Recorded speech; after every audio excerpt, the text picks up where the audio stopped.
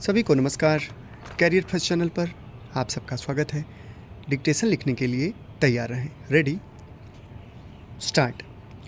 हाल ही में दिल्ली के लाल किले के पास हुए कार विस्फोट ने पूरे देश को झकझोर दिया था और सरकार द्वारा इसे आतंकी घटना बताए जाने के बाद यह बेहद संवेदनशील मुद्दा बन गया है।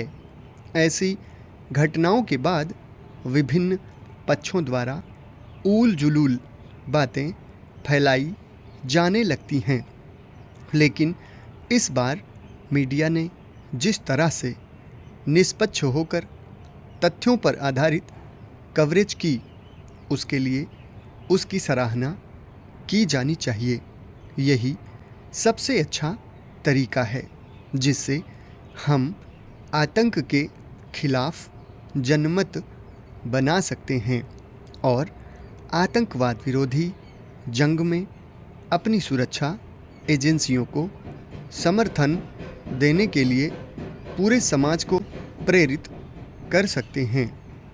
कार धमाके की पूरी योजना के साथ आत्मघाती उमर के वीडियो के सार्वजनिक होने के बाद अनेक लोगों के मन में यह सवाल उठ रहा है कि प्रतिष्ठित पेशेवरों, डॉक्टरों का यह समूह इतना कट्टरपंथी बन गया था कि आतंकी हमले को अंजाम देने तक गिर गया। इस मामले में अब तक हुए खुलासे व पकड़े गए संदिग्धों की पृष्ठभूमि यह साफ बताती है कि जब धार्मिक कट्टरता और नफरत की बात आती है तब कुछ और मायने नहीं रखता। साजिश करने वालों ने अपनी योजना को कैसे अंजाम दिया या कम से कम उसका हिस्सा बने, इसकी एक अलग कहानी है। सबसे खास बात यह है कि देश भर में फैली हमारी सुरक्षा एजेंसियों की नज़र में ये नहीं आ पाए। कुछ लोग पूछ रहे हैं कि सुरक्षा की दृष्टि से कोई चूक तो नहीं रह गई थी। हमें समझना चाहिए कि इतने बड़े देश में पुलिस तंत्र की चुनौतियां कितनी गंभीर किस्म की हैं। साथ ही दिल्ली जैसी मिलीजुली सामाजिक संरचना वाली राष्ट्रीय राजधानी में लोगों के आने जाने पर नज़र रखना लगभग नामुमकिन है।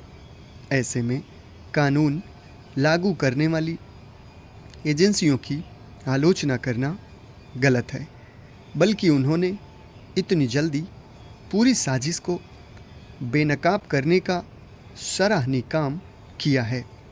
सुरक्षा तंत्र की तारीफ होनी चाहिए कि उसने घटना में शामिल लोगों और जिम्मेदार टेरर मॉड्यूल के बीच संबंधों का पता लगा लिया।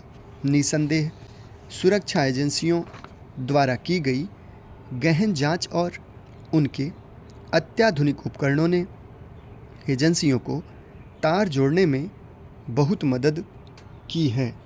पहले पुलिस जांच में टेक्नोलॉजी को शामिल करने में बड़ी हिचकिचाहट होती थी, खासकर इसलिए कि एजेंसियों को डर लगता था कि वे इसका सही इस्तेमाल भी कर पाएंगी या नहीं और इसके लिए कितनी ट्रेनिंग की ज़रूरत होगी।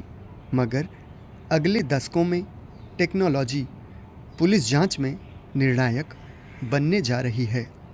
दिल्ली विस्फोट की वारदात बताती है कि कट्टर आतंकवादी, खासकर पाकिस्तान से खुराक लेने वाले आतंकी, भारत के लिए परेशानी बने रहेंगे।